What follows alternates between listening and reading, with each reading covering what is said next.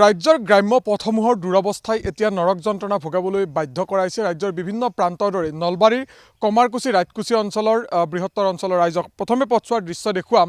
এই ধৰণে বোকাময় যি পৰিৱেশ, সেই বোকাময় পৰিৱেশৰ মাজত তেওঁলোকে নিতৌ অহা যোৱা কৰিব লাগে। ৰাজ্য চৰকাৰ হওক বা কেন্দ্ৰীয় চৰকাৰ হওক, বিভিন্ন আঁচনি ৰূপায়ণ কৰা হৈছে গ্ৰামাঞ্চলৰ ৰাইজৰ উন্নয়নৰ বাবে। কিন্তু গ্ৰামাঞ্চলৰ ৰাইজৰনো উন্নয়ন কি ধৰণৰ হৈছে, এই পথছোৱা তাৰ এক নিদৰ্শন। এই ধৰণে বোকাময় পৰিৱেশ আৰু এই বোকাময় পৰিৱেশৰ মাজত নলবাৰী জিলাৰ বৰক্ষেত্ৰী বিধানসভা সমষ্টিৰ অন্তৰ্গত যি এই ৰাজকুছি অঞ্চল আছে, এই ৰাজকুছিৰ দৃশ্য এয়া। আৰু ৰাজকুছিৰ ৰাইজ ওলাই আহিছে, তেখেতসকলৰ সৈতে কথা কিছু পাতিম। কাৰণ এই পথছোৱাৰ বাবে তেখেতসকলে বিভিন্ন সময়ত বাৰম্বাৰ আবেদন নিবেদন কৰিও আজিলৈকে পথছোৱা তেওঁলোকৰ নিৰ্মাণ নহ'ল, যাৰ বাবে তেওঁলোকে ND24ৰ জৰিয়তে দি চৰকাৰ তথা প্ৰশাসনৰ দৃষ্টিগোচৰ কৰাব বিচাৰিছে, যাতে তেওঁলোকৰ এই পথছোৱা সোনকালে নিৰ্মাণ হয়, সুচল হৈ পৰে তেওঁলোকৰ যাতায়াত। মই আপোনাৰ ওচৰলৈ আহিছোঁ। ইয়াত বৃহত্তৰ অঞ্চলৰ ৰাইজে এই পথছোৱাৰে অহা যোৱা কৰিব লাগে, কিমান অসুবিধা হৈছে? বহুত অসুবিধা। মানে বৰষুণটো দূৰৰ কথা, আমি ইমান খৰাং বতৰ, তথাপিতো আমাৰ ৰাস্তা আজিও বোকা আছে। এইটো কিমান লাজৰ বিষয়, আপোনালোকে নিজেই গম পায়। গতিকে আপোনালোকৰ চেনেলৰ জৰিয়তে মই চৰকাৰক আহ্বান জনাব বিচাৰোঁ যে ৰাজকুছি গাঁও 46 নম্বৰ গাঁৱৰ মানে এখন মানে আমাৰ অন্তৰ্গত গাঁও হয়। গতিকে পঞ্চায়ত উইথ মানে চৰকাৰক মই আহ্বান জনাওঁ যাতে খুব সোনকালে মানে ৰাস্তাটো উন্নতি মানে সাধন কৰে। নিশ্চয়কৈ এগৰাকী ককা আছে, কি ক'ব বিচাৰিব? যথেষ্ট বোকাময় পৰিৱেশ, এই ধৰণে কিমান বছৰৰ পৰা আছে বোকা হৈ? এতিয়া আমি ক'ব লাগিলে এইটো বহু বছৰৰ পৰাই হ'লে মাজতে অলপ আমাৰ যেতিয়া চৰকাৰ ৰদবুদাল হ'ল, তেতিয়া নাৰায়ণ ডেকাই আহি অলপ মাটি ফেলাক। তেতিয়া অলপ 10 সেণ্টি 10 বৰি সমান হৈছিল, বহু দ আছিল। এতিয়া বৰষুণ যোৱাৰ পিছত বৰষুণ হ'লে আমি বোকাত ধৰি যাব নোৱাৰোঁ। গতিকে মহোদয় অতি সোনকালতে আমাৰ ৰাস্তাটো মেৰামতি কৰি আমাক সুবিধাটো কৰি দিব লাগে। ঠিক আছে বাৰু, অকণমান আপোনাৰ ওচৰলৈ আহিছোঁ। কি ক'ব বিচাৰিব? যথেষ্ট বোকাময় পৰিৱেশ, এই বোকাময় পৰিৱেশৰ মাজেৰে বহুখিনি ৰাইজ ইয়ালৈ অহা যোৱা কৰিব লাগে, কি আহ্বান জনাব?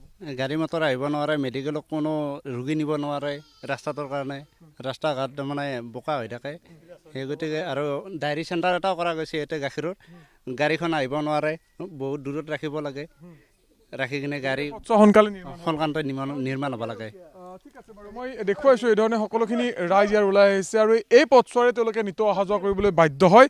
আৰু এই ধৰণৰ যি বোকাময় পৰিৱেশ, এই বোকাময় পৰিৱেশটো উন্মোচন কৰি একাংশ গ্ৰামাঞ্চলত কি ধৰণৰ পৰিৱেশৰ মাজত ৰাইজে পাৰাপাৰ হ'বলগীয়া হৈছে। চৰকাৰে কোটি কোটি টকা খৰচ কৰি বিভিন্ন স্থানত পথ নিৰ্মাণ কৰিছে, কিন্তু বাস্তৱ ছবিখন হ'ল এয়া। খুৰী, অকণমান আপোনাৰ ওচৰলৈ আহিছোঁ।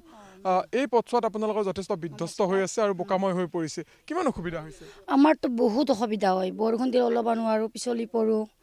আগতে হাৰ্টৰ অপাৰেশ্যন কৰি আহিছোঁ, তাত পৰিছোঁ, আকৌ মেডিকেল গৈছোঁ।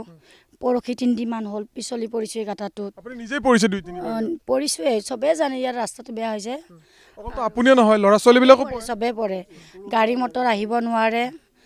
আৰু কিনো ক'ম, দেখা দেখি হৈয়ে আছে, তাতো ক'বলগীয়া একো নাই। চবেই কৈছে। আৰু দিগন্ত ছাৰক মই অনেক ধন্যবাদ দিছোঁ।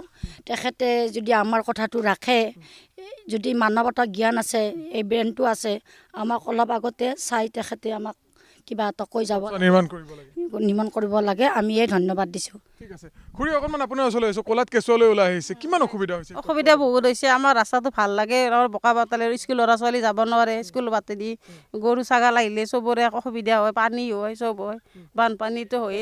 সুচল কৰিব লাগে। ঠিক আছে বাৰু, কণ কণ ছাত্ৰ ছাত্ৰীসকল আছে। কি নাম তোমাৰ? আহাচোন, আগুৱাই আহা। কি নাম? কিমান অসুবিধা হৈছে তোমালোকৰ? বহুত অসুবিধা হৈছে।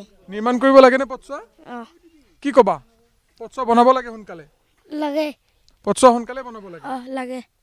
কি ক'বা মুখ্যমন্ত্ৰীক যে পথছোৱা সোনকালে বনাব লাগে? ঠিক আছে বাৰু, এই ধৰণে কণ কণ ছাত্ৰ ছাত্ৰীসকলো আছে। আৰু এই ধৰণে দেখিবলৈ পোৱা গৈছে এই পথছোৱাৰ যি বিধ্বস্ত ৰূপ, এই বিধ্বস্ত ৰূপৰ বাবে ৰাইজে বিগত বহু বছৰ ধৰি হাৰাশাস্তি খাবলগীয়া হৈছে।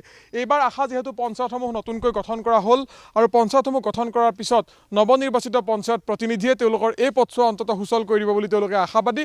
আৰু সেই আশাৰে ND24ৰ জৰিয়তে দি প্ৰতিনিধি অথবা জিলা প্ৰশাসন অথবা বিভাগীয় যিসকল বৰমূৰীয়া আছে, তেখেতসকলৰ দৃষ্টিগোচৰ কৰাব বিচাৰিছে, যাতে বৰভাগৰ এই যি ৰাজকুছি অঞ্চল, বৰক্ষেত্ৰী বিধানসভা সমষ্টিৰ এই ৰাজকুছিৰ এই পথছোৱা যাতে সোনকালে সুচল হয়।